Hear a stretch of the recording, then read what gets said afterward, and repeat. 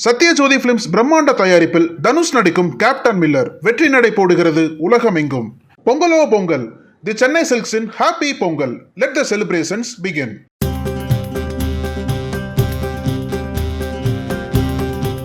எங்களுக்கு பெண் குழந்தை தான் வரணும். ரகசியம் உடைக்கும் ஊர் மக்கள். காலம் காலமாக நடக்கும் வினோத திருவிழா. களை கட்டிய தேங்காய் போட்டி. புதுக்கோட்டையில் ருசிகரம்.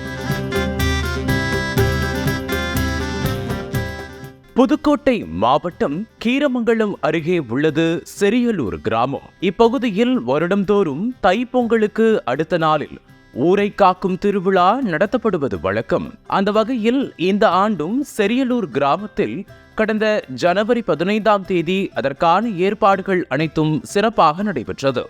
முன்னதாக வழிபடும் இடமான பாலை மரத்தடியில் ஊரை காக்க பெண் குழந்தைகள் பங்கேற்று சிறப்பு வழிபாடு நடத்தினர். இந்த வினோத திருவிழாவின் தல வரலாறு என்பது ஒரு பெண் குழந்தையை சார்ந்துள்ளது.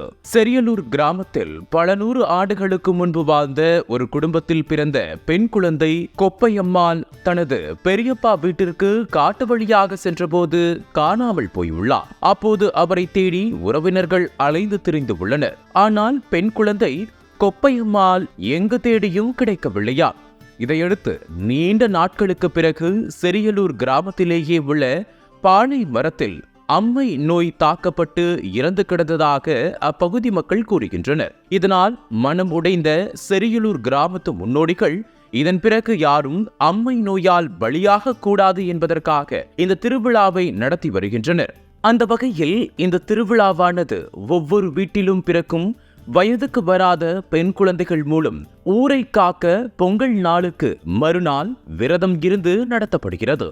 இதில் பங்கேற்கும் பெண் குழந்தைகள் வீட்டில் வெண்பொங்கல் வைத்து கன்று ஈனாத பசுங்கன்று சாணத்தில் ஒரு பெரிய பிள்ளையாரும் 92 கொழுக்கட்டைகளும் பிடித்து ஓலை கூடையில் எடுத்துக்கொள்வர். மேலும் அந்த ஓலை கூடையில் கூளைப்பூ, ஆவாரம்பூ, அருகம்புல் உள்ளிட்ட கிருமி நாசிகளை வைத்து 3 படையலிட்டு திருவிழாவை கொண்டாடுகின்றனர். இதில் 2 படையல்கள் ஓலை கூடையில் வைத்து கொப்பையம்மாள் இறந்த இடமான பழமையான பாலை மரத்தடியில் வைத்து பெண் குழந்தைகள் கூடி கும்மியடித்தனர்.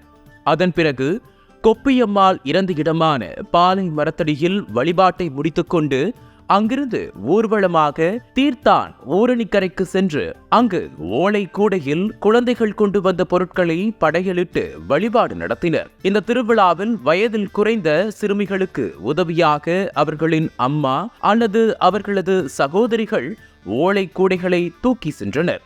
மேலும் 3 வழிபாடு நடத்தி முடிக்கும் வரை வழிபாட்டில் பங்கேற்கும் பெண் குழந்தைகள் அனைவரும் விரதம் இருக்கின்றனர். இதற்கிடையில் பேசிய செரியலூர் கிராமத்தினர், இந்த திருவிழாவை முன்னோர்களின் வழிகாட்டுதலின்படி வருடந்தோறும் கொண்டாடி வருகிறோம். இதில் பங்கேற்கும் பெண் குழந்தைகள் யாருக்கும் அம்மை நோய் வருவது கிடையாது என உணர்வு பூர்வமாக பேசினர். இதே நாளில் செரியலூர் கிராமத்தில் மற்றொரு பக்கம் இளைஞர்கள் போர்க்காய் தேங்காய் போட்டி வெகு விமர்சையாக நடைபெற்றது. போர்க்காய் தேங்காய் போட்டியில் பல்வேறு கிராமங்களைச் சேர்ந்த இளைஞர்கள் பைகளில் தேங்காய்களுடன் வந்து விளையாடி போட்டியில் முன்பதிவு செய்து கலந்து கொள்வர். இதில் கலந்து கொள்ளும் இளைஞர்கள் தேங்காய்களை நேருக்கு நேர் மோத வைத்து உடைக்கும் போட்டியாகும். இந்த போர்க்காய் தேங்காய் போட்டியானது பல்வேறு சுற்றுகளாக நடத்தப்பட்டது. அதில் வெற்றியாளராக தஞ்சாவூர் மாவட்டம் பேராவூரணி அருகே உள்ள மாவடுகுறிச்சி முத்துக்குமார் அதிக தேங்காய்களை உடைத்து முதல் பரிசான 4004 ரூபாய் ரொக்கப்பணத்துடன் சுழற்கோப்பையும் வென்றார்.